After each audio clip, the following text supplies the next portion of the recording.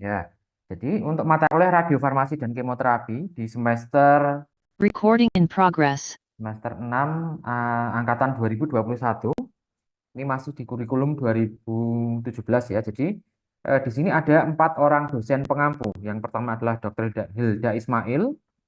Beliau menjadi koordinator untuk tahun ini. Kemudian ada Ibu Vita Rahmawati. Kemudian ada Ibu Retno Murwanti dan saya.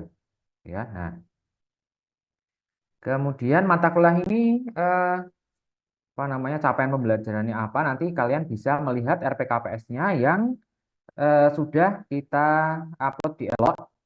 Komunitas Eloknya apa? Nanti bisa ditanyakan ke Mbak Vanes ya.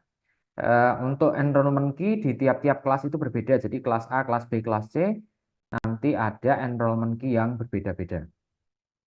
Ya, nah di sini kita ada 14 pertemuan untuk tatap mukanya, di mana secara luring itu adalah 85,7%, sementara 14,3% ini adalah eh, dilakukan secara daring. Termasuk pekan ini adalah pekan yang dilakukan secara daring. Nah, kemudian untuk penilaiannya seperti apa? Jadi di sini penilaiannya ada bermacam-macam gitu ya. Ada eh, aktivitas partisipatif. Nah, ini bobotnya adalah 5%. Ini meliputi apa? Ini adalah aktivitas diskusi dan keaktifan Anda untuk bertanya dan menjawab dalam forum diskusi di kelas, ya. Kemudian nilai diskusi dan presentasi ini adalah nilai untuk mempresentasikan tugas yang telah kita berikan. Ya, tugasnya apa nanti akan kita lihat. Kemudian dari Ibu Vita Rahmawati ini ada tugas konseling ya untuk CPMK 4. Jadi konseling ini bobotnya adalah 10%. Nah, 10% ini tugasnya adalah nanti kalian diminta untuk secara berkelompok membuat kasus untuk konseling yang terkait dengan aplikasi kemoterapi. Ya. Kemudian tugas berikutnya adalah tugas membuat video reels radiofarmaka. Ini dari saya, bobotnya adalah 10%. Nah, seperti apa ketentuannya? Ini ketentuannya setelah saya upload di Elok. Jadi komponen apa saja, kemudian nilainya, komponen penilaiannya, durasinya harus berapa, nanti kalian bisa lihat di Elok. Kemudian untuk UTS dan UAS, ini untuk UTS adalah bobotnya 25%, sementara UAS adalah 30%. Jadi UAS nanti dari Bu Vita dan Bu Retno, kemudian UTS dari saya 10%, dari Bu Hilda adalah 15%. Selain itu nanti ada ini ya, aktivitas partisipatif dan juga diskusi dan presentasi. Nah, ini adalah beberapa referensi yang digunakan. Jadi ada referensi utama maupun referensi yang jurnal ilmiah terbaru seperti itu. Oke. Baik, sampai di sini ada pertanyaan dari angkatan 2021.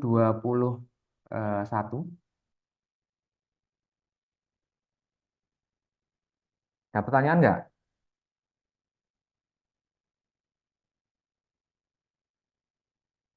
Bisa dilanjutkan? Bisa, Pak. Ya. Oke, jadi saya masuk ke pembahasan mengenai RPKPS, RPKM, RKPM ya, rencana kegiatan pembelajaran mingguan. Jadi kita di sini akan ada 14 pertemuan ya, 14 pertemuan untuk tatap muka. Sebentar saya mungkin share file RPKPM yang terbaru saja.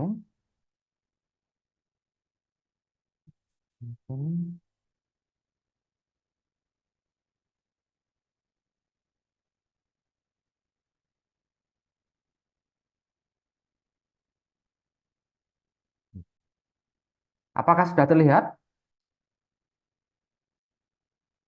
Sudah, Pak. Baik. Jadi di pertemuan pertama yaitu di tanggal 12 sampai 16 Februari ini adalah pendahuluan ya. Nanti akan ada materi mengenai apa itu inti atom dan bagaimana proses peluruhan radioaktif. Ini akan disampaikan oleh saya. Jadi untuk hari ini ya spesial ya kelas A, B, C kita jadikan satu di Zoom meeting ini. Di pekan berikutnya kelas A adalah setiap Senin pukul 8 sampai 9.40 di kelas room 3 lantai 3. Kemudian kelas B setiap hari Rabu pukul 8 sampai 9.40 di kelas room 4 lantai 3. Dan kelas C di 9 sampai 10.40 di kelas room 4 lantai 3. Nah, pekan depan kita akan mulai tatap muka langsung di kelas tentang manfaat, kelebihan, dan bahaya radiofarmaka dan juga apa namanya unit radiofarmasi, kemudian juga keamanan kerja dan juga prosedur sterilisasi. Ini masih dengan saya. Di pekan ketiga dan keempat, nanti Bu Hilda Ismail akan memberikan materi mengenai bagaimana pelabelan radioisotop pada radiofarmaka. Kemudian pekan keempat adalah kontrol kualitas produk radiofarmasi. Nanti akan disampaikan apa namanya sediaan radiofarmasi ini apa namanya kontrol kualitasnya apa saja yang harus dilakukan sebelum rilis ke pasien.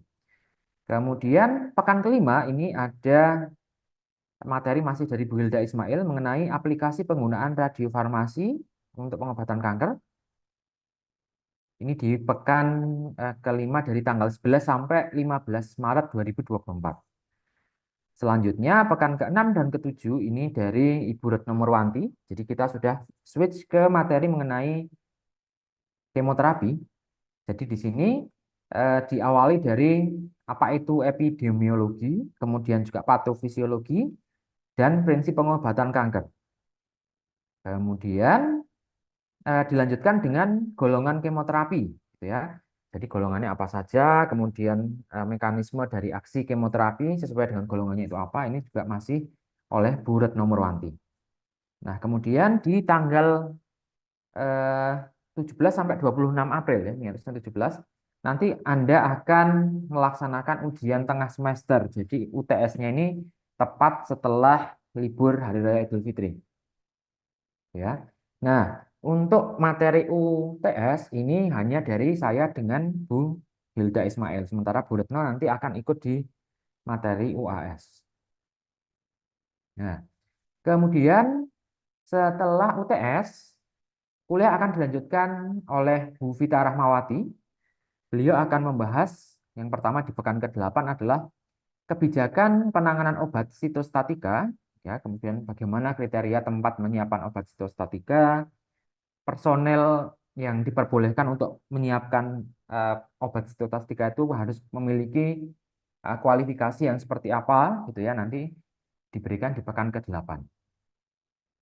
Di pekan ke-9 ini ada materi mengenai antiemetik dan juga anti nyeri yang diberikan pada pengobatan kanker. Ya, jadi golongannya apa saja, mekanismenya, dan juga apa namanya terapinya pakai yang golongan seperti apa saja. Kemudian pekan ke-10 masih oleh Bu Vita adalah terkait dengan epidemiologi, patofisiologi, dan juga terapi pada kanker payudara, dan di sini termasuk adalah monitoring terapinya.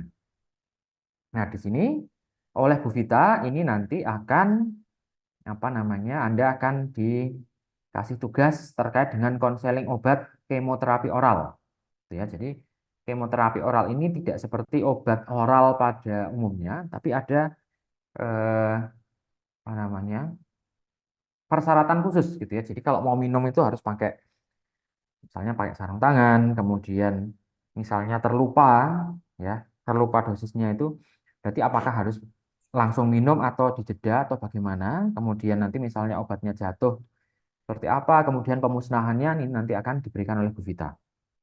Nah, kemudian di pekan yang ke-11 ini ada diskusi dan presentasi topik 1 sampai dengan 5, yang mana di sini adalah untuk penilaian tugas 1.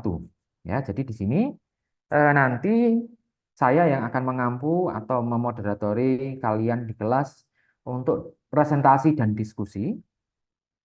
Kemudian di pekan ke-12 kita insya Allah akan ada kuliah tamu dari Cyclotech Australia tentang penyiapan sediaan radiofarmasi atau penyiapan radiofarmaka untuk PET CT scan. Ya, ini alternatifnya nanti lewat Zoom. Jadi ini untuk koordinator kelas nanti bisa berkoordinasi dengan Bu Hilda Ismail terkait dengan alternatif waktu untuk kuliah tamunya. Nah, kemudian di pekan ke-13 kita ada kuliah tamu yang kedua, yaitu tentang peranan farmasis pada terapi kanker di rumah sakit. Ya, di sini nanti akan disampaikan oleh Ibu Apoteker Irvina, spesialis farmasi rumah sakit dari Rumah Sakit Dr. Sutomo Surabaya. Ya, jadi nanti kalian akan dikasih insight mengenai kalau farmasis di rumah sakit menyiapkan kemoterapi, kemudian menyiapkan sitostatika itu peranannya di mana saja dan bagaimana tugas-tugasnya. Ini juga nantinya adalah alternatifnya lewat Zoom, ya.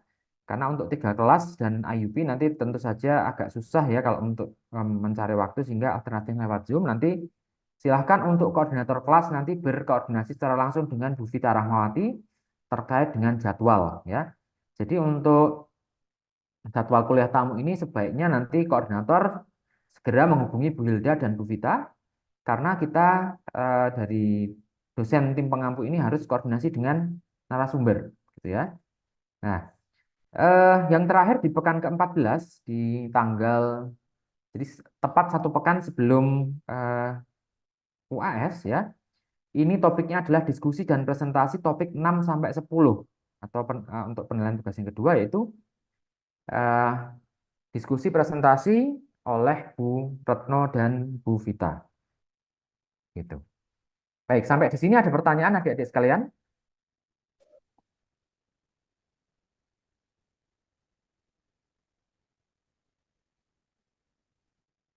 Tidak ada? Baik ya. Jadi teknisnya bagaimana untuk tugasnya?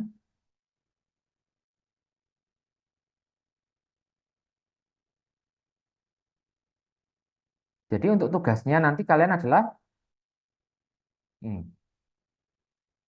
Saya jelaskan dulu untuk tugas real individu tentang radiofarmaka ya. Jadi tugasnya ini adalah tugas individu. Ini yang tugas dari saya, bobotnya 10% dari penilaian. Eh, Durasi maksimalnya adalah 3 menit ya. Nah, kalian bebas mengupload tugas itu di Instagram atau YouTube. Misalnya tidak berkenan untuk dipublish ya, nanti settingannya adalah unlisted. Linknya dikumpulkan lewat Elok, jadi sudah ada tata cara pengumpulannya.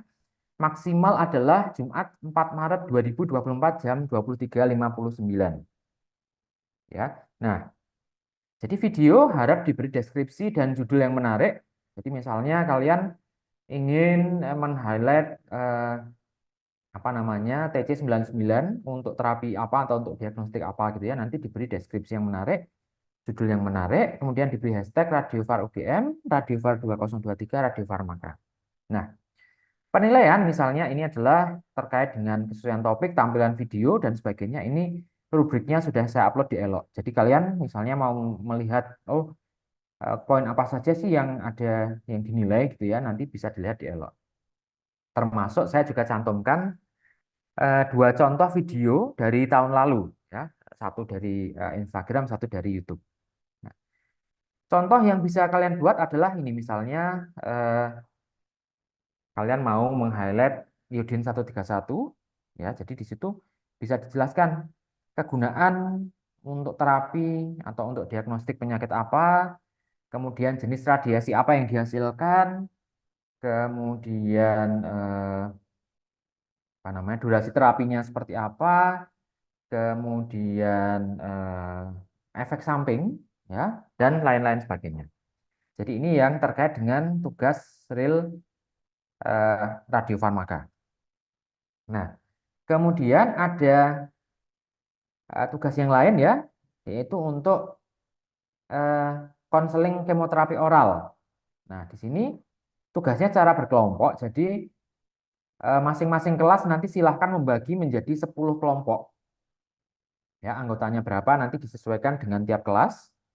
Misalnya ada yang 70 ya berarti 7 mahasiswa per kelompok, kemudian ada yang 50 ya berarti 5 mahasiswa per kelompok, ya jangan sampai terlalu banyak terlalu sedikit. Kemudian nanti kalian memilih satu jenis kemoterapi oral, siapkan skenario konseling, nanti kelompok yang maju pada saat kuliah dengan Bu Vita, sesuai dengan RPKPM yang tadi saya telah sampaikan. Ya, jadi ini tugas kelompok yang kemoterapi oral. Kemudian di sini kan tadi di pekan ke-14 dan pekan ke-12 ada tugas diskusi gitu ya, diskusi yang sesuai dengan topik 1 sampai 5 ataupun 6 sampai dengan 10. Nah, itu juga tugasnya adalah setelah berkelompok.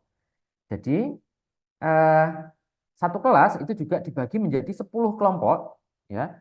Masing-masing kelompok nanti akan membawakan satu topik sesuai dengan topik yang diajarkan dosen pada pekan. Misalnya kelompok satu mendapatkan topik pekan ke-1, berarti nanti yang terkait dengan pendahuluan tentang radiasi gitu ya. Nanti yang dipresentasikan adalah terkait itu. Kemudian misalnya kelompok 6 mendapatkan materi tentang golongan kemoterapi. Kelompok 10 terkait dengan monitoring efek samping obat pada terapi kanker payudara dan sebagainya. Gitu ya. Nah, topik-topik yang dipresentasikan nantinya ini adalah topik yang sesuai dengan kuliah dari dosen yang mengampu. Jadi kalian diharapkan untuk berdiskusi dengan dosen yang mengampu pada pertemuan sesuai topik tersebut. Tujuannya untuk apa? Tujuannya adalah agar eh, pembahasan presentasi itu tidak terlalu melebar, gitu ya. Takutnya bagaimana? Takutnya kalau kalian membahas terlalu lebar, nanti diskusinya bisa kemana-mana. Kalian juga lebih susah untuk menyiapkan bahannya, pertanyaannya bisa kemana-mana, nanti juga susah untuk diskusinya. Jadi, tolong untuk tugas diskusi dan presentasi nanti jangan lupa untuk berkonsultasi dengan dosen pengampunya. Gitu ya. Jadi untuk eh, misalnya minggu 1, 2 dengan saya, minggu 3, 4, 5 dengan Bu Hilda, kemudian tadi 6, 7 Bu eh, Retno, kemudian 8, 9, 10 adalah dengan Bu Vita. Seperti itu. Nah, terkait dengan apa namanya rubrik penilaian untuk tugas diskusi dan presentasi, ini juga sudah di-upload di Elot, gitu ya. Baik. Oke, sampai di sini ada pertanyaan dari eh, kelas A, B, C angkatan 2021 sekalian.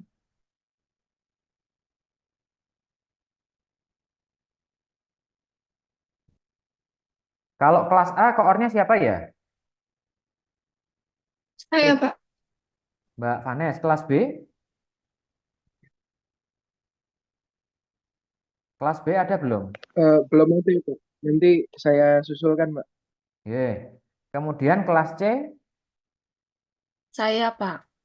Mbak Putih ya. Baik, jadi tadi 3 orang ini nanti segera saja untuk membagi ya anggota kelasnya menjadi 10 kelompok, kemudian segera disetorkan ke saya saja gitu ya, ke saya nanti bisa dikirimkan lewat email untuk anggota pembagian kelompoknya. Jadi alamat emailnya akan saya share di kolom chat. Ya, saya tunggu sampai hari Jumat pekan ini ya untuk agar bisa saya setting apa namanya penilaiannya ya, gitu. Oke. Terkait dengan penugasan dan juga materi, apakah ada pertanyaan dari adik-adik sekalian?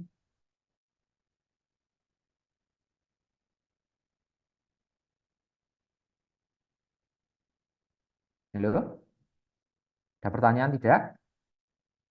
Belum, Pak. Belum ada ya. Nah, untuk enrollment di Elok, saya hanya membuka sampai hari Jumat tanggal 16 Februari tahun 2024. Jadi setelah itu nanti sudah tidak bisa enroll lagi, gitu ya.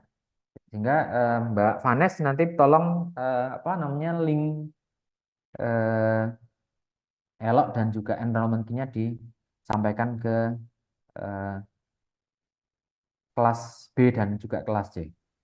Sudah saya share, Bapak. Oh, baik. Oke, terima kasih. Oke, kalau tidak ada lagi, saya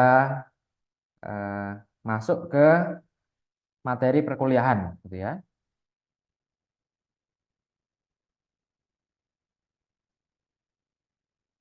Ya. Jadi materi dari saya adalah pengenalan tentang radiofarmaka ya. Radiofarmaka atau kalau eh, nama lainnya sinonimnya adalah sediaan radiofarmasi. Ya, jadi sediaan radiofarmasi sama saja dengan radiofarmaka. Nah, oke, jadi ada beberapa subtopik yang akan kita bahas pada pertemuan hari ini ya. Saya akan mulai dari apa itu radiofarmaka, kemudian kita akan masuk ke apa itu atom, apa itu komponen dari atom, kemudian saya akan lanjutkan ke eh, radioaktivitas dan radioisotop, lalu lanjut ke radioactivity unit, unit radioaktivitas, dan juga kita akan sedikit flashback mengenai waktu paruh atau half-life.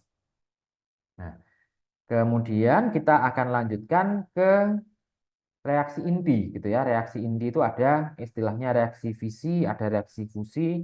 Kemudian nanti akan kita lihat untuk radiofarmaka ini reaksi mana yang banyak digunakan gitu ya. Kemudian dua topik terakhir adalah terkait dengan aplikasi medis penggunaan radioisotop baik untuk diagnostik maupun terapi, dan satu lagi adalah nanti saya akan bahas sedikit mengenai BNCT. Nah, baik, kita masuk ke ini dulu ya, definisi. Jadi menurut WHO saya ambilkan dari apa itu radiofarmaka ya. Di sini dikatakan bahwa radiopharmaceutical preparation atau sediaan radiofarmaka, sediaan radiofarmasi atau radiofarmaka ini adalah medicinal product atau produk kesehatan yang ready to use. Ready to use form artinya bisa langsung digunakan ya.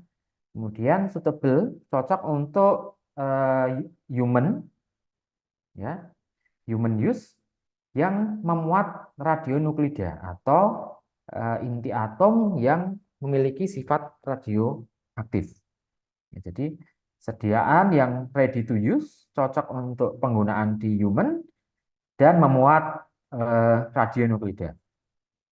Nah, kemudian kita lihat radionuklida ini bisa digunakan untuk diagnostik atau terapeutik ya. Diagnostik misalnya adalah untuk mendiagnosa penyakit tertentu atau apa namanya fungsi dari organ tertentu, dan juga untuk terapeutik. Nah, kalau terapeutik ini biasanya untuk terapi penyakit. Jadi istilahnya kalau ada orang menggabungkan menjadi teragnostik atau therapeutic and diagnostic. Nah, kemudian di lembar dari WHO itu juga ada istilah radionuclide generator. Apa itu ini? Radionuclide generator merupakan suatu sistem di mana jadi ada suatu sistem, ada suatu alat yang mana anakan radionuklida ini, anakannya tadi berarti kan apa namanya? Jadi kalau kalian pernah dapat materi tentang radioaktif ya sebelumnya di SMA belum? Halo? Pernah, Pak. Pernah, Mas siapa ini tadi? Austin? Pernah, Pak. Oke. Jadi kan ada misalnya senyawa radioaktif gitu ya. Jadi misalkan A, nah dia punya waktu paruh, dia meluruh menjadi eh, radionuklida yang lain dengan memancarkan radioaktivitas tertentu gitu ya. Nah, si anaknya ini, anakan radionuklida ini nantinya adalah akan dipisahkan dengan cara elusi atau dengan cara lain dari parent nukleid radionuklidnya. Nah, di parent itu apa namanya si induknya tadi biasanya memiliki waktu paruh yang lebih panjang, sementara anaknya ini lebih singkat, gitu ya. Jadi di sini pemisahnya dengan elusi. Jadi elusi saya tidak akan menjelaskan. Saya kira ini telah disampaikan di kromatografi, gitu ya. Nah, si radionuklida generator ini digunakan untuk produksi dari sediaan radiofarmaka atau sediaan radiofarmasi. Nah, gambarannya seperti apa? Nih. Ini ada semacam tabung gitu ya. Kalau kalian jajan ke tempat Bugio, itu ada apa namanya tempat untuk menaruh termos es gitu ya. Nah, itu mungkin ukurannya segitu. Nah, di dalam termos es ini isinya apa? Isinya adalah komponen seperti ini. Ya. Jadi ada adsorben, kemudian di sini ada apa namanya daerah yang vakum, kemudian di sini ada vial, kemudian ada saluran, ada pompa dan sebagainya. Jadi intinya si generator radionukleida tadi fungsinya adalah untuk memisahkan ini parent daughter radionuclide mixture. Jadi di sini kan ada suatu campuran eh, induk dan anak dari tadi campuran radionukleida. Ya. Nah, misalnya Mas Austin hanya mau menggunakan eh, TC99M gitu ya dari campuran ini. Misalnya ada Ru99, kemudian ada molybdenum 99 dan sebagainya, tapi yang mau dipakai adalah TC99M. Nah, di sini harus dipisahkan si dokternya. Jadi si anaknya misalkan TC99M ini nanti dielusikan gitu ya, dielusikan. Di sini ada suatu sistem pemisahan yang bisa memisahkan mengambil si ini, si TC99M ini. Jadi nanti disedot, dipompa ke atas, ada filternya di sini, nanti masuk ke file produk ini. Nah, kemudian yang di sampingnya ini adalah ada eluen ya, file berisi eluen. Eluen itu berarti kan semacam fase gerak gitu ya. Jadi fase geraknya nanti dia akan masuk ke dalam sistem pemisahan ini, akan memisahkan si induk dan anak radionukleida ini ya, sehingga nanti bisa diperoleh TT99M yang diinginkan. Ya, nah ini si apa namanya generator ini biasanya ada di pelayanan-pelayanan yang memerlukan eh, radionukleida tadi, misalnya di rumah sakit di bagian radiologi gitu ya. Nah itu biasanya dapatnya seperti ini. Nah, ini adalah contoh gambar yang lebih besar ya. Saya ambilkan gambar yang lebih besar. Misalnya tadi LUN-nya adalah NaCl 0,9%. Ini masuk ke sini, masuk ke sistem kolom. Kemudian nanti kolom ini akan terjadi pemisahan antara si induk dan si anak dari radionukleida tadi. Kemudian di sini ada udara, ya udaranya nanti akan mendorong si ini, si tadi yang telah dipisahkan untuk masuk ke dalam ini file yang berisi misalnya TC99M di sini. Ya, nah ini gambaran-gambar apa kolomnya isinya apa saja nanti kalian bisa lihat sendiri. Nah, eh, tadi kan disampaikan bahwa radiopharmaceutical preparation itu adalah ready to use kit. Jadi di sini misalnya saya tampilkan beberapa contoh sediaan yang telah di approve atau di mendapatkan izin edar dari Badan Pengawas Obat dan Makanan. Misalnya Cardioscan KF, kit MIBI, atau MIBI ini kepanjangan dari metoksi isobutil isonitril. Ya. Kemudian bone scan, ada renal scan. Ya. Jadi kalau gambar yang di sebelah kiri Anda ini ya, cardioscan, bone scan, dan renal scan, dari namanya sudah jelas bahwa ini adalah untuk scanning. Ya, untuk diagnostik. Misalnya inilah untuk diagnostik fungsi jantung, fungsi apa namanya ginjal, dan juga fungsi tulang. Nah, satu lagi misalnya ini adalah yang di-approve di tahun 2021, TB-scan ethambutol hydrochloride IV. Ya, jadi IV berarti intravena. Kita lihat isinya apa. Jadi di sini isinya adalah lyophilized powder injection kit for preparation of 99 metastabil ethambutol. Ya. Nah, di sini sesuai dengan namanya adalah etambutol adalah untuk terapi TB, berarti adalah dia golongan TB scan ya untuk screening tuberkulosis. Nah, kemudian ada lagi misalnya istilahnya adalah label compound, senyawa berlabel. Ya, misalnya ini adalah iodin 131 yang terikat dengan senyawa namanya meta-iodobenzil guanidin atau MIBG ya. Metadobenzil guanidin ya. Jadi senyawa berlabel ini indikasinya adalah untuk terapi neuroblastoma. Nah, ada lagi samarium 153 ya di sini SM 153 yang terikat dengan EDTMP atau etilen diamin tetrametilen fosfonik acid EDTMP. Ya, misalnya ini adalah untuk terapi paliatif. Nah, contoh yang lain ya, contoh-contoh sediaan misalnya adalah iodin 131 untuk terapi kanker ya. Ini adalah yang dihasilkan dari risetnya BRIN. Jadi di sini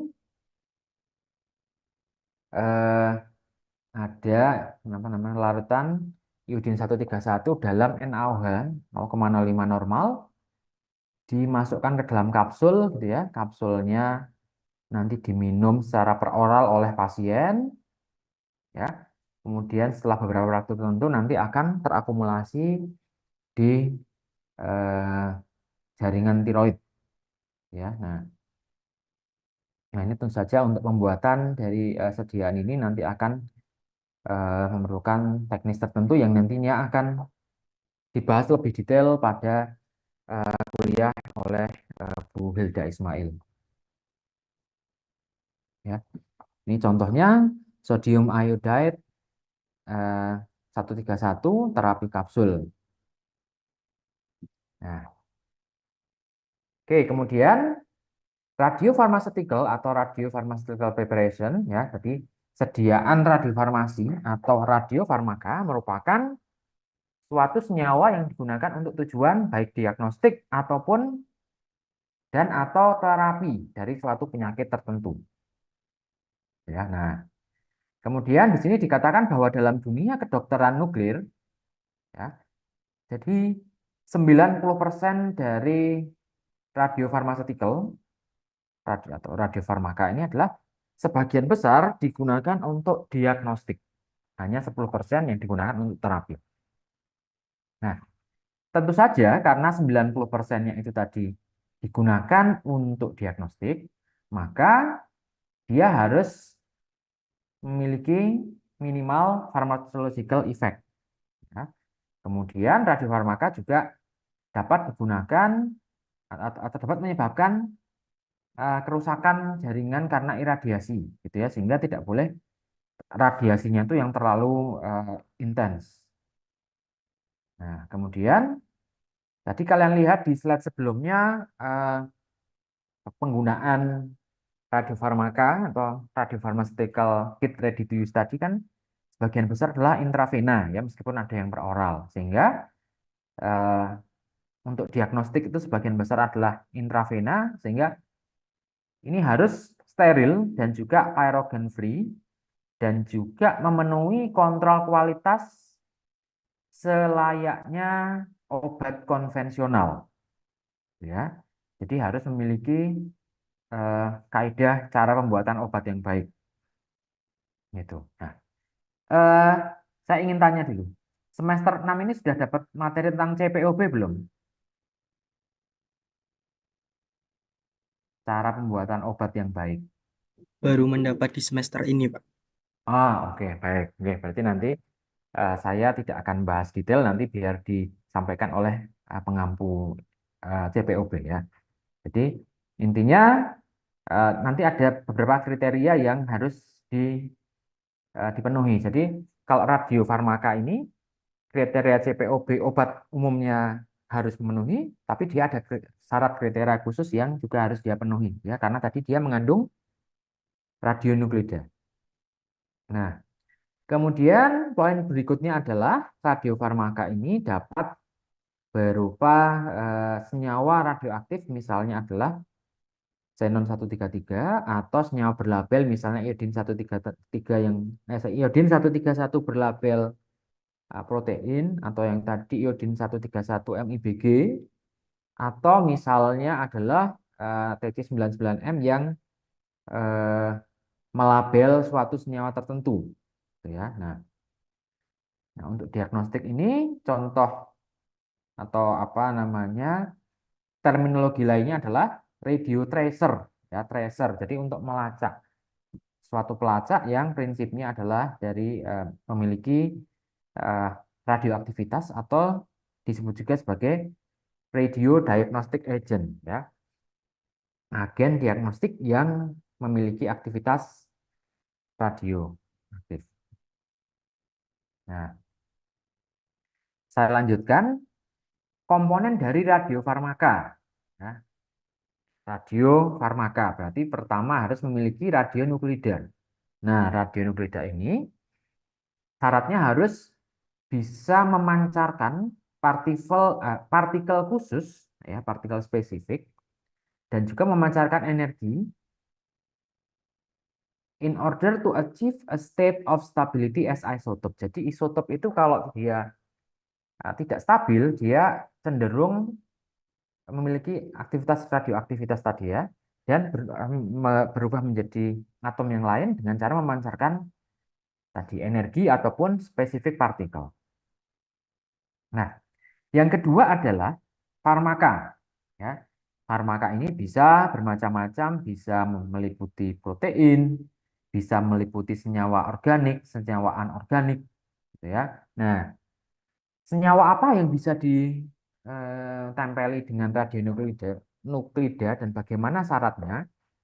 Jadi senyawa-senyawa tersebut harus bisa mengidentifikasi the specific location within an organ or the physiological role of the observed organ. Jadi senyawa tersebut bisa membawa si radionuklida tadi ke organ yang mau dilacak, gitu ya.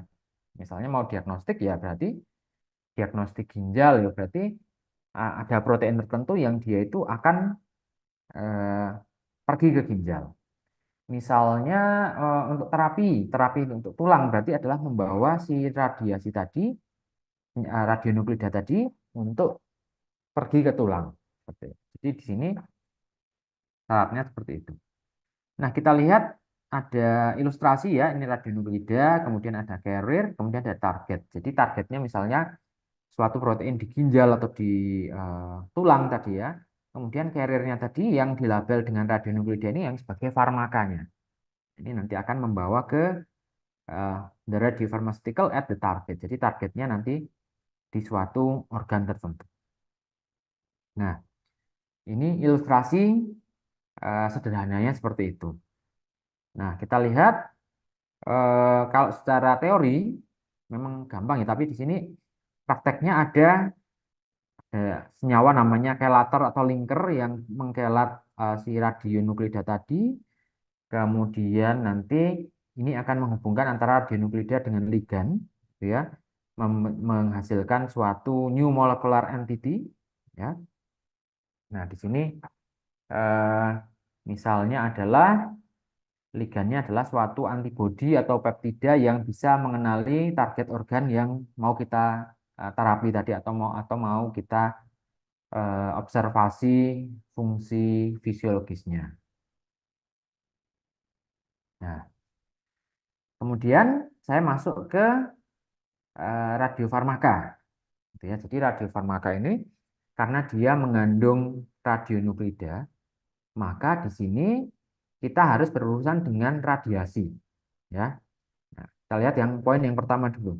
The quantity of ionizing radiation administered to a patient in the field of nuclear medicine is referred to as the dosage and is often quantified in millicurie unit. Ya, jadi dosis radiasinya itu dalam satuan milicurie atau 10 pangkat minus 3 curie. Jadi dosis radiasi yang diberikan ke pasien. Nah, ini tadi satuannya milicurie. Nah, curie ini setara dengan 3,7 kali 10 pangkat 10 disintegrasi per detik. Itu ada disintegrasi per detik. Nah, kemudian nanti kalian juga akan eh, berkenalan dengan dengan satuan namanya bakuarel, ya.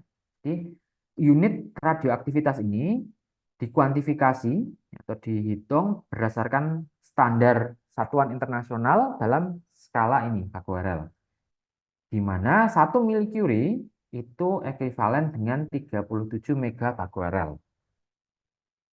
Ini jadi ada dosis radiasi untuk pasien, satuannya milicurie, tapi secara internasional ada bakuarel. 1 milicurie setara dengan 37 megabakuarel. Nah, kemudian the radiation dosage refer to the quantity of radiation that is absorbed by the tissue in the body at the location of the radioactive substance. Jadi dosis yang diserap oleh jaringan yang menerima radiasi tadi.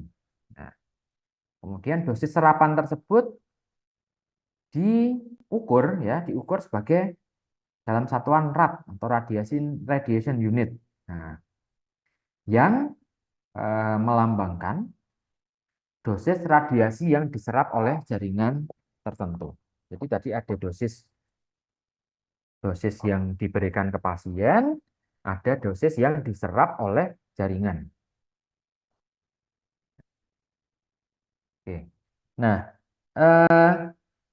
kita lihat ya, untuk sediaan radiofarmaka tadi kan dibilang dia memiliki persyarat atau memenuhi semua persyaratan obat konvensional dengan beberapa tambahan. Ya, misalnya di sini untuk pemberian intravena harus steril, ya, aseton standarnya steril. Parameter dan sterility misalnya adalah dicek dengan media apakah si obatnya tadi ada pertumbuhan bakteri atau tidak, gitu ya. Kemudian pirogen, ya, harus spirogen free. Misalnya disuntikkan ke tikus atau dengan dengan eksperimen in vitro dengan TAL atau LAL. Kalau zaman saya kuliah dulu itu ada praktikum uji pirogenitas. Jadi kami menyuntikkan suatu sediaan gitu ya ke kelinci, kemudian diukur perubahan suhunya pada kelinci gitu. Tapi sekarang mungkin sudah jarang itu ya. Sekarang yang dipakai di praktikum maupun di industri adalah ini dengan in vitro test. Jadi dengan dicampur gitu ya, nanti ada kitnya gitu, nanti akan ada reaksi tertentu yang terjadi apabila ada kontaminasi pirogen pada sediaan intravena. Kemudian ya, sediaan tadi IV juga harus parameternya adalah clarity atau clear. Ya. Metodenya adalah dengan apa? Dengan cek visual, gitu ya. Kira-kira kenapa sih harus clear, harus jernih gitu?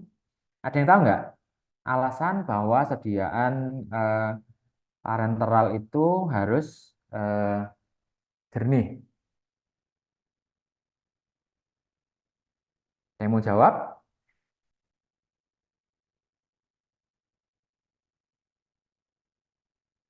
Halo?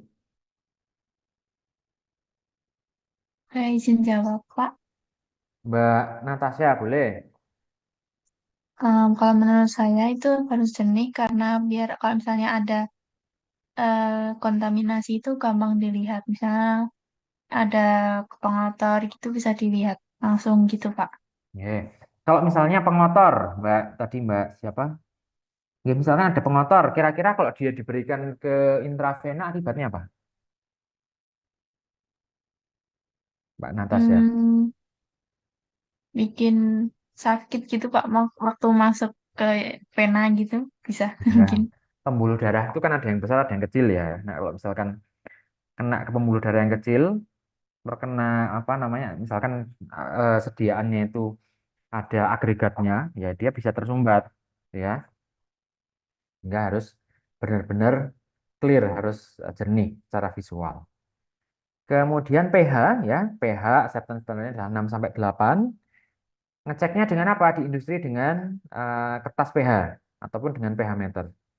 Tapi biasanya dengan kertas pH, kalau ke pH meter kan besar, harus volumenya tertentu ya. Kalau dengan kertas pH itu paling nggak cepat gitu ya. Nah, kemudian kalau ini kan sterility, parogen, kemudian clarity, pH ini terkait dengan misalnya sediaan intravena secara umum. Ya, kita lihat ada dua hal yang harus dipenuhi untuk radiofarmaka. Ya, radiochemical purity dan juga radionuclide purity. Ya. Nah, radiochemical purity ini adalah lebih dari 90%. Ngeceknya dengan apa? Dengan HPLC, dengan TLC. Ya. Nah, kemudian radionuclide purity ini harus lebih dari 99%. Jadi misalnya sediaannya di situ dibilang TC99M, ya berarti harus 99% ini adalah mengandung TC99M. Nah, metodenya misalnya dengan spektrometri gamma. Nah, untuk mengecekkan ini ya radiochemical purity maupun radionuclide purity ini nanti akan disampaikan oleh Bu Hilda Ismail. Ya, jadi di sini misalnya untuk stability test, all parameters ini sudah ada standarnya nanti eh, akan disampaikan oleh Bu Hilda. Nah, baik.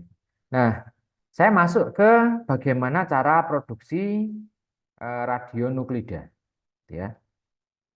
Nah, di alam ini tidak semua atom itu stabil. Ya, kalau tidak stabil berarti dia berusaha menstabilkan diri tadi dengan mengemisikan radiasi atau energi tertentu meluruh menjadi atom yang lain, ya. Atau ada atom-atom yang dia itu memang pada dasarnya adalah stabil. Nah, kalau yang stabil berarti kita harus membuat dia menjadi tidak stabil agar dia memiliki sifat radioaktivitas, ya. Nah, kita lihat produksi radionuklida yang pertama adalah dengan cara fisi, ya, fisi inti, ya. Nah, kita lihat di sini eh, atom-atom dengan nomor atom yang tinggi, ya, ini dikatakan dia lebih mudah mengalami reaksi fisi atau fissionable, bukan fashionable ya, tapi fissionable. Misalnya iodin 131, molybdenum 99, xenon 133, ya. Ini dia mudah mengalami reaksi fisi. Nah, kemudian ada teknik produksi berikutnya adalah charge particle bombardment. Ya, berarti partikel suatu atom dia dibombardir, ditembaki dengan suatu partikel yang bermuatan. Nah, di sini tentu saja kalau kita mau menembaki si atom stabil dengan partikel bermuatan ini kita memerlukan fasilitas khusus ya. Di sini disebut sebagai particle accelerator. Ya, jadi partikel yang bermuatan tadi dipercepat gerakannya gitu ya. Nah, dalam suatu fasilitas yang salah satunya adalah namanya cyclotron. Cyclo berarti dia eh, apa namanya berputar-putar gitu ya. Tron ini elektronnya jadi dia gerakannya lebih cepat. Nah, kemudian teknik produksi yang lain adalah misalnya dengan bombardir dengan netron, ya. Kalau tadi dengan partikel bermuatan, kalau netron itu adalah partikel yang netral. Nah, jadi radionuklida ini dapat diproduksi dengan cara membombardir eh, dengan netron menggunakan fasilitas reaktor inti. Ya, kemudian eh, generator sistem tadi, radionuclide generator system ini yang tadi saya sampaikan gambarnya di awal. Jadi adalah suatu sistem untuk memisahkan antara si anak dengan si induk, ya, berdasarkan pemisahan secara kimia ataupun fisika, ada elusi menggunakan NaCl sehingga di akhir akan diperoleh suatu radionuklida yang murni yang kita inginkan. Itu. Nah, kita lihat apa itu reaksi fisi, apa itu reaksi fusi. Jadi kita lihat yang pertama adalah reaksi fisi, ya. Reaksi fisi atau fisi inti. Jadi intinya suatu atom, suatu inti atom yang ukurannya besar, ini akan mengalami split atau pemisahan menjadi dua bagian yang lebih kecil yang lebih stabil, ya. Contoh di sini ya, uranium 235, ya. Jadi 235 komponennya adalah ada neutron, ada proton. Nah, dia mengalami fisi, ya, dia men-split menjadi dua yang lebih kecil, yang masanya ukurannya adalah 90 dan juga 144 dan juga membebaskan energi radiasi, ya. Nah, jadi fisi ini suatu atom yang ukurannya besar menjadi atom-atom yang lebih kecil. Nah, kebalikannya adalah yang namanya fusi, ya. Like nuclei fuse together to form a heavier nucleus. Jadi misalnya H2 H3 menjadi He4, kemudian tambah neutron dan energi. Jadi ini ukurannya kecil menjadi ukuran yang lebih besar, plus menghasilkan energi. Jadi tadi ada radiasi inti gitu ya yang dihasilkan dari baik reaksi fisi maupun reaksi fusi.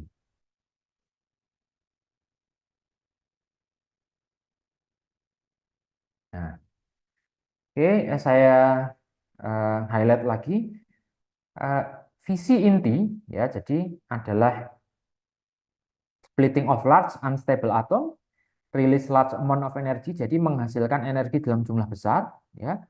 Kemudian reaksi fisi ini bisa uncontrolled, ya. Jadi bisa tidak terkendali sehingga kalau kita lihat sejarah-sejarah gitu ya, ada bom atom itu kan mungkin jadinya efeknya luar biasa gitu ya, karena ada reaksi eh, pembebasan energi yang luar biasa yang tidak bisa dikendalikan. Nah, kemudian reaksi fisi, ya. Nah, misalnya adalah ini tadi uranium 235 yang digunakan sebagai bom atom, ya, sebagai bom atom, ataupun ini juga digunakan pada pembangkit listrik tenaga nuklir gitu ya, dalam di power plants. Nah, oke, saya kira ini cukup jelas ya kalau di sebagai bom atom maka dia tadi reaksi yang tidak terkendali menghasilkan energi yang besar, ledakan yang eksplosif yang luar biasa gitu ya. Nah, kemudian in order to harness nuclear fission to create usable electricity, the process is slowed down with control rods. Jadi uranium ini bisa dikendalikan dengan berbagai macam faktor yang bisa dimanfaatkan untuk pembangkit listrik tenaga nuklir, ya. Nah, kemudian contoh reaksi fusi, misalkan yang paling terkenal adalah pada ini, pada matahari, gitu ya. The suns atau stars atau bintang-bintang apapun itu ya, eh, di sana eh, ada reaksi fusi, jadi dari atom-atom hidrogen menghasilkan helium, yang tadi seperti yang slide di depan. Nah, jadi misalkan bom hidrogen ini adalah contoh-contoh yang dihasilkan dari reaksi fusi. Jadi bisa terlihat ya bedanya antara fusi dengan fisi. Nah, kita masuk ke komponen atom ya. Nah, jadi struktur atom ada tadi di depan ada proton, ada neutron, yang mana keduanya ini cluster together atau apa namanya berkumpul bersama di inti atom. Ya. Nah, kemudian ada elektron yang mana dia tersebar di seluruh area inti, jadi mengelilingi dari inti atom. Nah, kemudian area yang dipenuhi oleh elektron ini disebut sebagai awan elektron karena elektron ini apa ya? Dia selalu bergerak gitu ya, selalu bergerak. Jadi bergerak-gerak jadi menjadi semacam awan elektron. Nah, kemudian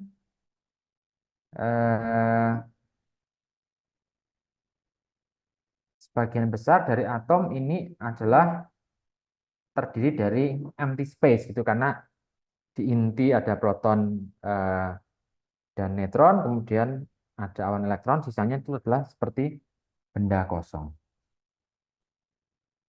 Nah, contohnya misalnya adalah karbon 12 gitu ya. Simbolnya karbon, simbolnya C. Nah, 12 ini menunjukkan apa? Massa atom ya. Ini mungkin kalian pernah dapat di SMA atau di kimia farmasi dasar, tapi di sini saya flashback lagi ya, tidak masalah.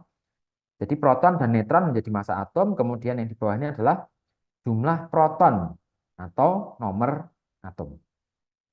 Nah, kalau karbon 12 berarti protonnya 6, proton plus neutron ada 12. Ya. Nah, karena dia tidak bermuatan, berarti jumlah proton dan jumlah elektron ini sama.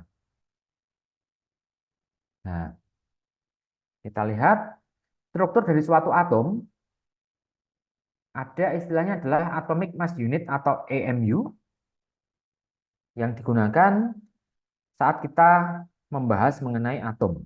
Ya. Jadi AMU, ini adalah 1/12 dari massa atom karbon. Ya, nah, kita lihat di sini, ini definisi mungkin kita lewati saja, kita fokus ke elektron, proton, dan neutron. Ya. Mengapa ini penting? Karena nanti di reaksi inti itu kadang ada simbolnya hanya misalnya E-, ada P, ada N, dan sebagainya. Gitu ya. Elektron disimbolkan sebagai E-, muatannya adalah -1, proton P atau P-, electrical charge-nya adalah +1. Neutron ini simbolnya N atau N0. Dia karena netral menjadi tidak bermuatan. Nah, tadi di slide sebelumnya dikatakan bahwa massa atom ini sebagian besar ada di inti sel, di inti atom. Ya. Sehingga massanya di sini proton dan neutron adalah 1. Sementara elektron ini massanya adalah 1/2000 dari massa proton maupun neutron. Ya. Nah, lokasinya di mana elektronnya adalah di luar inti, sementara proton dan neutron adalah di dalam inti atom. Nah, kemudian semua atom yang memiliki semua atom of the same element atau dari semua unsur selalu memiliki eh, jumlah proton yang sama. Ya. Nah, kemudian jumlah proton ini yang menyebabkan apa namanya suatu atom ini menjadi unik, gitu ya. Nah, misalnya atom karbon, nomor atomnya 6, maka dia memiliki 6 proton. Ya, nah, semua atom karbon memiliki 6 proton. Nah, karena atom tersebut netral atau tidak bermuatan, sehingga jumlah elektron dalam atom tersebut ini adalah sama dengan protonnya tadi. Ya, sehingga memiliki 6 elektron. Nah, kita lihat di sini, misalnya X adalah simbol dari suatu atom, A adalah nomor massa, yaitu jumlah proton dan neutron. Kemudian yang Z di bawahnya adalah nomor atom atau menunjukkan jumlah proton yang dimiliki oleh suatu atom. Nah, kita lihat di sini ada eh, dua jenis kalsium ya. Kalsium 42 dan kalsium 40. Kalsium 40, kalsium 42. Nah, di sini 20 ya, di bawah ini adalah nomor atom ya. Jadi nomor atom di sini berarti ada 20 proton dalam Ca40. 20 proton. Nah, karena dia tidak bermuatan, maka elektronnya juga 20 ya, dan 20 elektron. Kemudian jumlah neutronnya berapa? Jadi dia adalah 20 karena 40 dikurangi 20. Bedanya dengan kalsium 40 di sini adalah bahwa di sini ada kelebihan 2 neutron dibandingkan dengan kalsium 40. Kemudian saya kira ini bisa dilewati ya. Termasuk ini proton, elektron, neutron. Saya kira nanti bisa dibaca. Ini tadi juga sempat kita bahas. Nah, ada istilah isotop. Ya, isotop. Berarti atom yang memiliki of the same element can have different number of neutron. Jadi tadi ada contohnya adalah kalsium 40 dan kalsium 42. Sama-sama kalsium, tapi memiliki jumlah neutron yang berbeda. Yang satu 20, yang satu 22. Nah, atom dari elemen atau unsur yang sama dengan perbedaan nomor massa disebut sebagai isotop. Gitu ya. Jadi tadi misalnya kalsium 40, kalsium 42 berarti adalah isotop. Ya. Nah, saya skip di sini.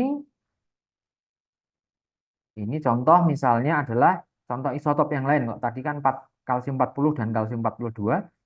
Di sini misalnya isotop karbon 12, karbon 13, karbon 14. Ya. Nah, bedanya di mana? Semua protonnya sama. Ya. Elektronnya bagaimana? Elektronnya juga sama. Ya, karena ini tidak bermuatan. Bedanya di mana? Di neutronnya. Nah, kemudian dari setiap isotop ini pasti ada isotop yang memiliki kelimpahan atau abundance yang lebih tinggi dibandingkan yang lain. Nah, misalnya karbon ini yang paling tinggi adalah karbon 12, di mana hampir sebagian besar ini adalah karbon 12. Nah, di sini dikatakan kelimpahannya adalah 99%. Ya. Nah, kemudian yang 13 bagaimana? Adalah 1/100. Yang karbon 14 adalah 1/juta miliar triliun, 1/1 triliun dari karbon 12. Gitu. Nah, tentu saja kalau kalian nanti bekerja di institusi yang ada fasilitas radioaktif atau menggunakan radioaktif, pasti akan ada tampilan seperti ini. Ya, misalkan tidak bekerja, misalnya kalian mau apa namanya tes kesehatan atau kemarin zaman pandemi COVID-19 itu kan di foto ronsen gitu ya. Nah, pasti di area instalasi radiologinya tersebut ada tanda-tanda seperti ini ya. Ocean radiation area ya, karena di sini adalah ada area radiasi yang harus diperhatikan, tidak boleh sembarangan orang masuk karena ada radiasi yang bisa membahayakan. Nah, oke, saya masuk ke radioaktivitas dan radioisotop ya. Nah, ya tadi balik lagi ke gambar tadi, area yang ada gambarnya tadi itu pasti di situ ada radioaktivitas, ya. Nah, apa sih itu radioaktivitas dan apa itu radioisotop? Nah, di sini kita masuk terlebih dahulu ke ini, radiasi nuklir, ya. Apa itu radiasi nuklir? Jadi radiasi nuklir adalah suatu energi yang diberikan secara spontan dari inti dari suatu atom. Itu adalah disebut sebagai energi radiasi inti, ya, spontan dari inti atom. Nah, kemudian suatu unsur yang bisa mengemisikan radiasi disebut sebagai radioaktif tadi, ya. Nah, radiasi adalah suatu bentuk energi yang kita peroleh bisa dari natural, ya, bisa memang ada di alam ini, ataupun juga human made sources, ya. Natural ini ada di alam ini, ya, ada beberapa isotop yang memang ada, misalnya di sini adalah uranium, misalnya uranium 235. Tapi ada juga yang human made. Human made tadi kalau yang saya ceritakan, misalnya ada atom yang stabil dibikin menjadi radioisotop dengan misalkan ditembaki dengan partikel bermuatan dalam suatu siklotron atau dalam suatu siklotron untuk menembaki dengan neutron. Nah, di sini contoh suatu apa namanya atom, ada uranium, ya. Di sini di tahun 1896 Pak Becquerel atau Pak Henry Becquerel dia iseng-iseng meletakkan apa ya pelat fotografi. Jadi kalau zaman Anda mungkin sudah tidak, mungkin nggak tahu ya, itu ada zaman saya dulu masih ada kayak apa namanya foto itu berarti harus dicetak gitu ya, harus diekspos gitu ya. Nah, di sini si Pak Becquerel ini ada suatu apa namanya batu tersebut diekspos dengan plat fotografi tadi. Nah, ternyata di situ ada muncul image atau citra tertentu gitu ya. Nah, di sini ternyata setelah sekian waktu diketahui bahwa dalam bebatuan tersebut terdapat uranium. Ya, nah, baik. Kemudian sebelum masuk ke berikutnya ya, tahap materi berikutnya. Jadi tadi kan ada energi radiasi yang dibebaskan oleh suatu atom secara spontan gitu ya. Nah, kita lihat di sini ada berbagai macam jenis apa namanya elektromagnetic spectrum, ya. Jadi misalnya ada gamma, sinar gamma, kemudian sinar X, sinar UV, kemudian vis, IR, microwave, FM, AM, dan juga long radio waves, ya. Kalau di kimia analisis kalian telah belajar mengenai UV, vis, IR, mungkin di sini ya.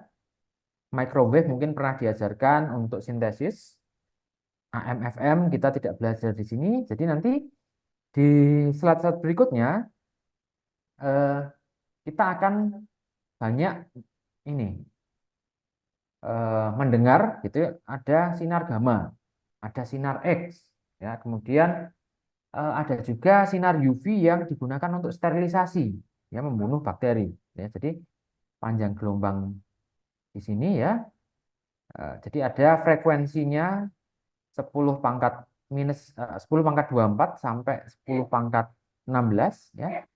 Semakin tinggi frekuensi, maka di sini panjang gelombangnya adalah semakin pendek. Ya, jadi di sini nanti ketika suatu atom memancarkan radiasi dengan frekuensi tinggi dan panjang gelombang pendek, maka sebagai orang yang bekerja dengan radioaktif, dengan radiofarmaka, tentu saja kita memerlukan yang namanya proteksi terhadap energi radiasi dengan panjang gelombang yang pendek tadi. Itu ya, itu ini inti dari kita belajar mengenai frekuensi dan juga panjang gelombang dari suatu radiasi ini akan bermanfaat untuk salah satunya adalah untuk proteksi kita yang bekerja dengan radioaktif. ya. Nah, kita lihat tentang radioaktivitas dan radioisotop. Jadi, most naturally occurring isotope have a stable nucleus and are not radioactive. Jadi, sebagian besar isotop di alam ini dia adalah isotop yang stabil dan tidak bersifat radioaktif. Nah, kemudian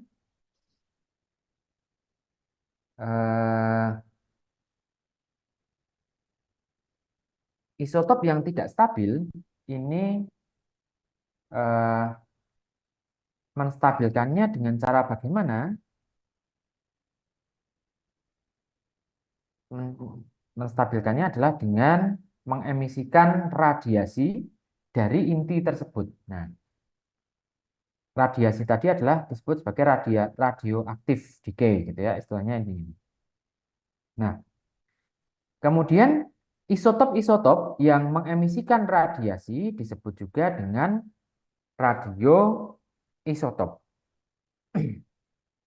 Ya, disebut sebagai radioisotop. Nah, semua isotop dari suatu unsur dengan nomor atom 83 atau lebih tinggi, ya lebih 83 atau lebih, ini cenderung memiliki sifat radioaktif. Ya, hanya kecenderung ya. Jadi tidak semuanya bahwa yang radioaktif itu adalah yang harus yang tinggi-tinggi. Karena di sini dikatakan juga bahwa some smaller elements also have radioisotope. Jadi yang lebih rendah dari 83 pun itu dia juga ada yang memiliki radioaktivitas atau berupa radioisotop. Nah, kemudian kita lihat jenis-jenis radiasinya ya. Nah, bentuk radiasinya misalnya yang bermuatan positif ya adalah radiasi alfa ya.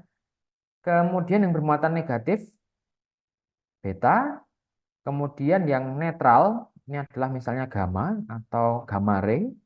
Yang tadi kita lihat panjang gelombang dan juga apa namanya frekuensinya tadi ya sinar gamma.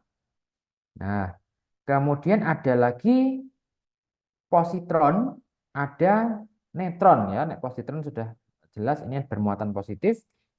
Netron itu tidak bermuatan. Yang di sini netral gamma, kemudian alfa dan beta. Nah, kita lihat simbolnya ya. Alfa simbolnya adalah alfa big alfa seperti ini atau helium 42 ya. Muatannya adalah positif 2. Kemudian beta simbolnya beta atau elektron 0 minus 1, muatannya adalah minus 1. Kemudian ada gamma ya. Jadi simbolnya adalah gamma 00, muatannya 0. Kemudian positron ini kebalikan dari beta ya. Jadi E 0 plus 1 sehingga muatannya adalah plus 1. Kemudian netron ini simbolnya adalah 10N. Dia tidak bermuatan. Nah, oke ya, ini tadi adalah alfa, kemudian beta, nah, kemudian ada gamma ya. Nah, radiasi gamma ini disebut sebagai radiasi yang tinggi ya. Jadi gamma ray are high energy radiation. Jadi radiasi yang berenergi tinggi. Kemudian ada positron tadi ya, positron, ada netron gitu ya. Nah, kemudian tadi sudah ada radiasi gamma Kemudian di sini ada juga X-ray, radiasi X gitu ya. Nah, X-ray ini disebut sebagai ionizing radiation. Nah, mengapa disebut sebagai ionizing radiation? Karena apabila dia berinteraksi dengan atom yang lain, maka radiasi X ini bisa mengambil satu di antara elektron yang ada pada atom tersebut, ya, sehingga si atom tadi menjadi lebih reaktif, menjadi tidak stabil, ya. Nah, bisa dibayangkan apabila kehilangan elektron pada sel hidup, ya, sel hidup elektronnya hilang satu diambil oleh sinar X ini, maka dia bisa mengubah, yang pertama adalah jumlah elektron, ya, jumlah elektron pada atom yang ada pada sel hidup tadi menjadi tidak stabil, menghasilkan radikal bebas. Radikal bebas bisa merusak material genetik atau merusak komponen sel yang lain. Nah, cilokonya nanti kalau misalkan material genetiknya itu rusak, yang ada pada misalnya pada gen-gen yang mengkode eh, perbaikan DNA, gitu ya, akibat misalnya perbaikan DNA atau DNA repair, itu gennya rusak, maka nanti akan memicu penyakit, misalnya adalah cancer. Nah, kemudian kita lihat ya, efek radiasi, ya, tadi radiasi bisa macam-macam, bisa ada alfa, beta, gamma, kemudian positron, neutron, kemudian ada gamma apa X, sinar X gitu ya. Nah, radiasi yang berenergi tinggi ini dapat menembus ke dalam jaringan. Nah, kemudian untuk semua orang, ya, person yang bekerja dengan material radioaktif ini harus menggunakan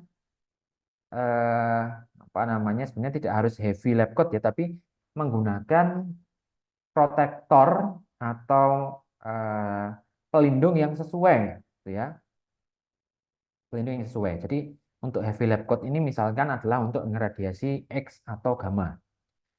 Nah, misalnya ada juga menggunakan apa namanya, kacamata, kemudian menggunakan gloves, kemudian pakai face shield atau pakai apron, ya, atau pakai lid shield. Gitu. Jadi orang-orang yang bekerja dengan radiasi, misalnya nanti kalian bekerja di BRIN, bekerja di industri, bekerja di misalnya di Sarjito itu yang punya fasilitas radiologi, ya, nanti pasti akan menggunakan fasilitas untuk pengaman pelindung seperti ini. Nah, selain menggunakan pengaman, orang-orang yang bekerja dengan radiasi ini juga secara rutin dia harus dicek, gitu ya, paparan radiasinya berapa, apakah memenuhi ambang standar atau tidak. Nah, cara mengukurnya bagaimana? Adalah dengan ini, menggunakan e-film badge, jadi semacam apa ya, badge gitu ya, apa sih, kayak name tag atau kayak name tag gitu ya, ditempel di baju tempat dia bekerja.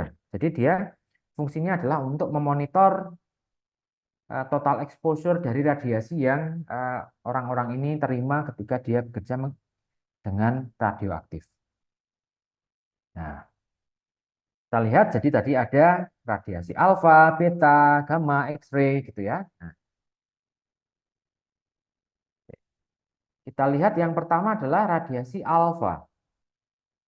Nah, radiasi alfa ini travel distance through air, jadi dia bisa apa namanya, menembus di udara bebas itu sampai hanya a few centimeters, jadi beberapa sentimeter. Nah, kemudian tisu penetrationnya bagaimana? Ternyata radiasi alfa ini hanya berhenti pada permukaan kulit. ya, sampai kulit tok. Nah, habis itu berhenti. Nah, dia hanya berbahaya apabila terhirup atau termakan. Ya, misalnya kondisi ekstrimnya adalah misalnya ada kebocoran atau ledakan pada reaktor yang apa namanya menyebabkan radiasi alfa nempel pada bahan makanan. Nah, terus kemudian tidak sadar ikut kemakan, gitu ya. Ini dia bisa berbahaya. Tapi kalau tidak termakan, maka radiasi alfa ini hanya berhenti pada permukaan kulit saja. Nah, bagaimana cara untuk apa namanya cara protektifnya, shieldingnya bagaimana adalah kertas ya, pakai kertas, kemudian pakai baju gitu ya, itu sudah bisa melawan radiasi alfa. Nah, kemudian radiasi yang kedua adalah beta. Travel distance through air-nya adalah a few meters, ini beberapa meter. Ya. Tissue penetration-nya adalah will not penetrate past skin layer. Ya. Nah, tapi di sini karena dia bisa beberapa meter, maka harus dengan baju tebal, dengan plastik, dengan aluminium foil, atau dengan glove. Jadi pakai sarung tangan, pakai face shield, pakai baju yang tebal. Ya. Kemudian X-ray, ya, nah, dia lebih jauh lagi, several meters. Kalau ini cuma 2 sampai 3 meter, ini mungkin 7 sampai belasan meter, gitu ya. Nah, tisu penetration untuk X-ray ini bisa menembus jaringan, namun tidak sampai ke tulang. Nah, bagaimana cara untuk proteksinya? Dengan lid apron, ya, jadi di depan itu pakai apron seperti orang apa chef masak itu ya, tapi dia bahannya beda ya, bahannya yang bisa menahan radiasi X-ray. Kemudian concrete barrier, misalnya saya bekerja di ruangan ini, sumber radiasinya di sana, kemudian di remote menggunakan komputer. Nah, itu adalah cara untuk mencegah bahaya radiasi X-ray. Nah, kemudian selanjutnya adalah radiasi gamma, ya. Ini bisa terjadi atau bisa menyebar sampai beberapa ratus meter, penetrasinya bisa sampai ke full body, ya, seluruh tubuh, termasuk di tulang. Nah, cara proteksinya dengan misalnya thick lid, pakai tebal gitu ya, yang tebal, misalnya pakai baja yang tebal, kemudian ada lapisan air, ini misalnya untuk di reaktor ya, itu dikasih layer water agar tidak apa namanya, agar mencegah penetrasi dari radiasi gamma. Nah, kita lihat di sini ini adalah saya ambilkan contoh dari fasilitas di eh, sebelah barat kita di Sarjito. Jadi di hot lab-nya itu dinding berlapis timbal ya tadi untuk mencegah radiasi. Kemudian lantainya vinil, kemudian dindingnya epoksi ya seperti di industri ya. Kemudian menggunakan meja stainless steel, kemudian pasbox yang berlapis timbal. Jadi pasbox itu semacam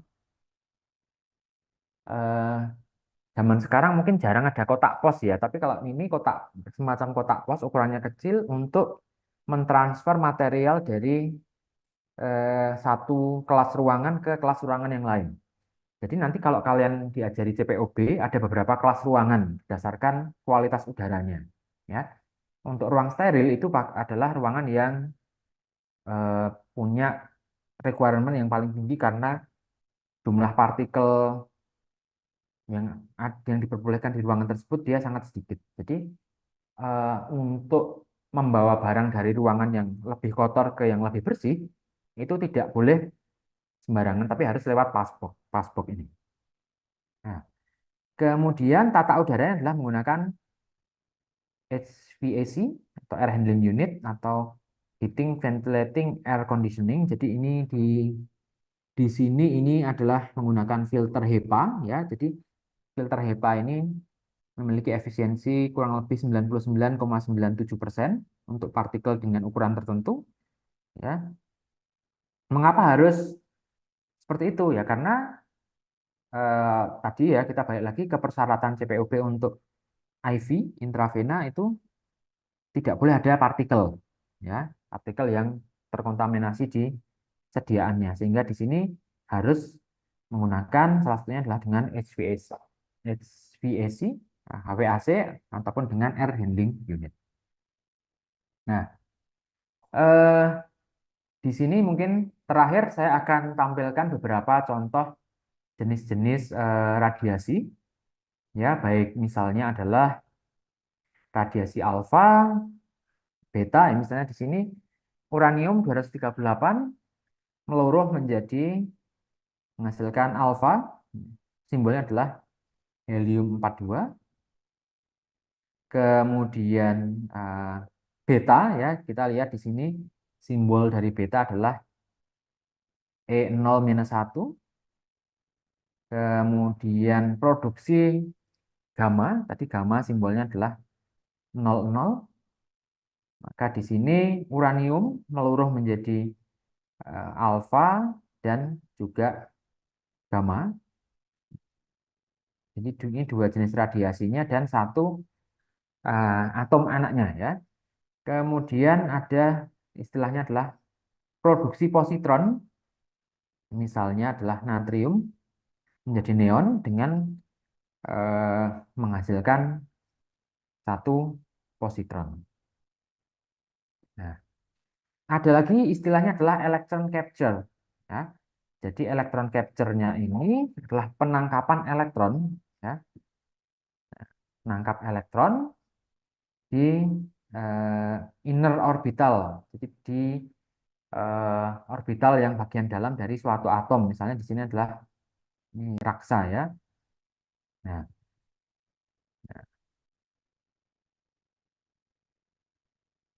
di sini contoh ya, mana yang memproduksi partikel beta? Di sini adalah yang D. Ya, kalau yang A ini namanya apa?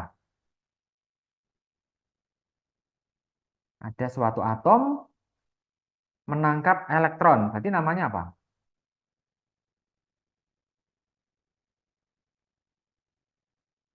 Elektron capture, Pak. Elektron capture ya, nangkap elektron. Kalau yang di sini Cu62 menjadi Ni62 dengan melepaskan ini. Namanya apa yang B?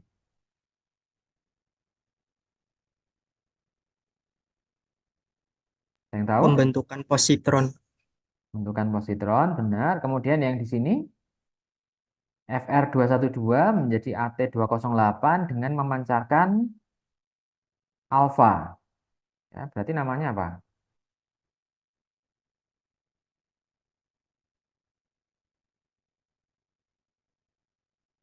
Ya, ini ya, apa? Radiasi alfa, alfa partikel.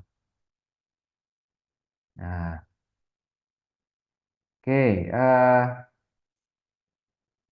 Terakhir sebelum saya tutup ya. Yang pertama dulu paling atas. PB jadi BI 214 jadi 214, yang bawah jumlah protonnya bertambah. Berarti dia ngapain? Mbak Vivi Anita? Halo? Hasilnya apa Mbak Vivi? Ini menyimak nggak ya Mbak Vivi? Atau ada yang mau jawab? Yang pertama ini apa ini hasilnya? Yang paling atas. Partikel beta, Pak. Beta itu simbolnya apa? E0-1. Terus yang bawahnya BI 214 menjadi PO 214, tapi di sini protonnya tambah 1. Berarti apa? Yang tengah ini apa? Sama juga, Pak. 0 - 1. Oke. Yang bawahnya 214 jadi 210 kurang berapa? Kurang 4 dan 2 jadi He42. Ya, jadi dia adalah radiasi alfa. Oke. Eh, baik, sampai di sini ada pertanyaan dari teman-teman angkatan 2021. Pak, saya izin bertanya, tapi terkait yang tadi di awal sih, Pak, yang RPKPS itu. Ya, Mas, siapa ini namamu, Mas? Saya Imam. Ya, Umam, Pak. ya. Tadi kalau tidak salah ada kayak part pertemuan, ada kuis-kuis seperti itu, Pak. Dan itu masuk penilaian. Nah, itu kuisnya itu kayak setiap pertemuan mulai besok atau hanya dosen-dosen tertentu saja ya, Pak? Sebentar, kuisnya kalau itu sebentar, Mas. Tak bukain ya.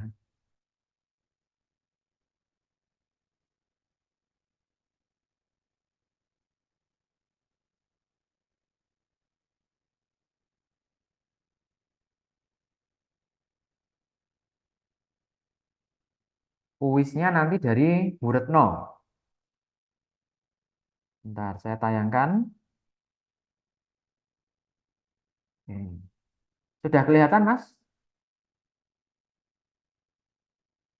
Mas Sudah, Umam. Pak.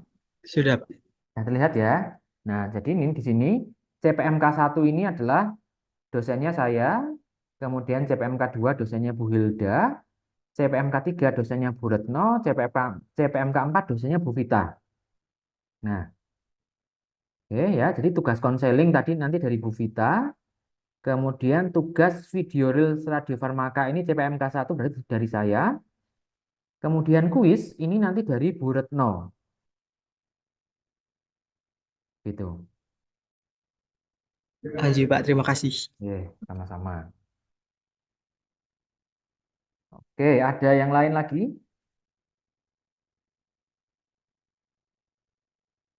Sih Pak, saya boleh izin bertanya tidak Pak? Mbak Ata ya. Iya Pak, jadi sebenarnya saya agak bingung aja sih Pak. Jadi tadi kan Bapak sempat menunjukkan di bagian awal Pak, terkait yang iodin itu yang dari riset brain itu kalau nggak salah iodin 131 ya Pak. Nah itu tadi kan Bapak kan ngegambarin itu dia itu terkumpul di kelenjar tiroid gitu Pak. Nah terus sebenarnya yang saya bingung ini sebenarnya konsep atau prinsip apa yang dikejar dari pengobatan menggunakan radiofarmaka, Pak? Karena kalau dari Bapak ngejelasin dari awal sampai akhir, kalau saya kira-kira ya Pak ya, mekanisme dari radiofarmaka itu kalau menurut saya dibagi jadi dua gitu Pak. Jadi kayak ada yang fisik, ada yang kimia gitu Pak. Nah, yang fisik itu kayak tadi ada energi radiasinya, ada juga yang pakai ada juga yang tadi itu energi radiasi. Terus kalau yang fisik itu yang tadi soal selektivitas Pak. Nah jadi yang saya bingung di sini sebenarnya yang mana yang dikejar gitu Pak. Sedangkan kan kalau yang fisik ini kan apa ya? Menurut saya sejauh yang saya tahu itu nggak bisa kita kontrol gitu Pak. Terus kan kalau yang Betul. selektivitas yang kimia ini kalau mengingat yang tadi kenapa iodin itu justru terkumpul di kelenjar tiroid, ini asumsi saya karena tiroid itu identik dengan simporter kalau nggak salah Pak, simporter natrium iodin kalau nggak salah. Jadi kalau secara biokimia selektif, tapi secara fisik dia sulit dikendalikan gitu Pak. Jadi sebenarnya prinsip apa yang dikejar gitu Pak? Terima kasih. Sebenarnya Mbak Ata ini sudah menjawab pertanyaannya sendiri gitu ya. Jadi kalau yang dengan radiofarmaka ini kan yang diinginkan adalah radiasinya ya. Benar sekali bahwa yang diinginkan radiasinya. Tapi eh, agar radiasi tersebut tidak terlalu membahayakan ke organ yang lain, maka si radioaktif tadi dilabel dengan suatu penanda tertentu. Nah, kebetulan untuk yang di slide ini, iodin ini tadi kan dia akan terkumpul di jaringan tiroid karena tadi seperti yang Mbak Akta katakan ada simporter yang akan menguptake dari si iodin ini. Sehingga kebetulan yang di sini, yang kasusnya iodin 131 ini, dia tanpa adanya apa namanya senyawa yang dilabelkan dengan radioaktif, dia bisa langsung diuptake ke jaringan yang ditarget.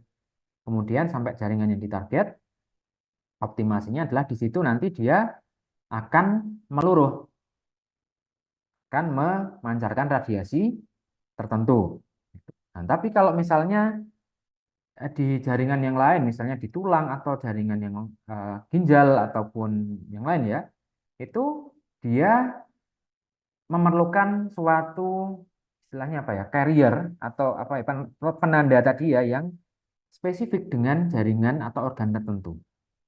Nah, jadi di sini secara umum memang efeknya adalah dari radiasinya, Mbak.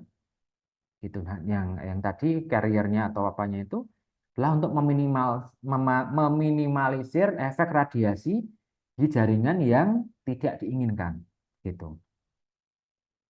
Semoga menjawab ya. Kalau belum menjawab boleh Eh, konfirmasi lagi. jadi intinya tuh yang dikejar itu sebenarnya adalah energi radiasinya justru ya Pak ya. Betul, oke. Oh ya baik, terima kasih Pak. Oke, sama-sama. Ada lagi adik-adik? Pak, saya sih bertanya. Ya, Mas Austin. Sejauh ini Pak, untuk radio farmaka gitu Pak, apakah udah aplikasi untuk hewan gitu Pak? Misalnya kanker di hewan gitu. Soalnya sejauh ini kan Bapak bilang dulu ada untuk model untuk tes radio aktivitasnya. Tapi apakah sejauh ini hanya baru di manusia atau sejauh ini udah ada kepikiran untuk aplikasinya ke hewan juga Pak? Ya, terima kasih Mas Austin. Kalau yang sepanjang saya baca-baca ini baru di human, Mas. Kalau yang di apa aplikasi di hewan ya memang ada, tapi sebagian besar untuk riset. Jadi misalkan untuk imaging gitu-gitu atau untuk sebelum diaplikasikan ke manusia kan ada uji praklinik ya yang menggunakan hewan uji. Jadi sebatas itu. Tapi kalau untuk yang terapinya itu eh, sepanjang saya baca belum belum ada gitu. Baik, terima kasih Pak. Ya. Oke, mungkin saya kira saya tutup dulu kuliah pada eh, hari ini ya. Terima kasih atas perhatiannya. Kita bertemu kembali pekan depan di hari Senin, Rabu, dan Jumat di 3 kelas yang berbeda. Oke. Baik, saya tutup. Selamat pagi semuanya. Selamat